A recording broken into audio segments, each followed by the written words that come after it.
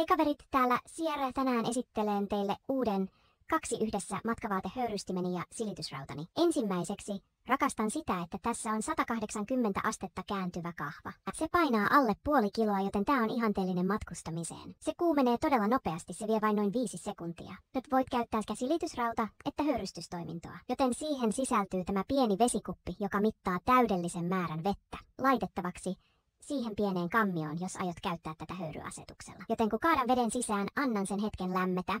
Se on jo valmiina höyrytoimintoa varten. Alhaalla on silitysraudan levy ja pidän todella siitä, että siinä on mukana tämä eristetty levy, joten voit asettaa sen alas siihen väliin. Joten jos haluat käyttää höyrystintä, painat vain sitä nappia. Ja sitten alat kuulla sen käynnistyvän ja höyry alkaa. Tämä tekee uskomattoman hyvää työtä ryppyjen poistamisessa kaiken tyyppisistä kankaista. Ja kuten sanoin aiemmin, koska se on niin pieni, se on täysin kannettava ja ihanteellinen matkustettaessa. Tämä on loistava tuote ja suosittelisin sitä ehdottomasti. Tämä on loistava tuote ja suosittelisin sitä ehdottomasti sinulle käytettäväksi, käytettäväksi, käytettäväksi, käytettäväksi, käytettäväksi, käytettäväksi, käytettäväksi, käytettäväksi, käytettäväksi, käytettäväksi, käytettäväksi, käytettäväksi.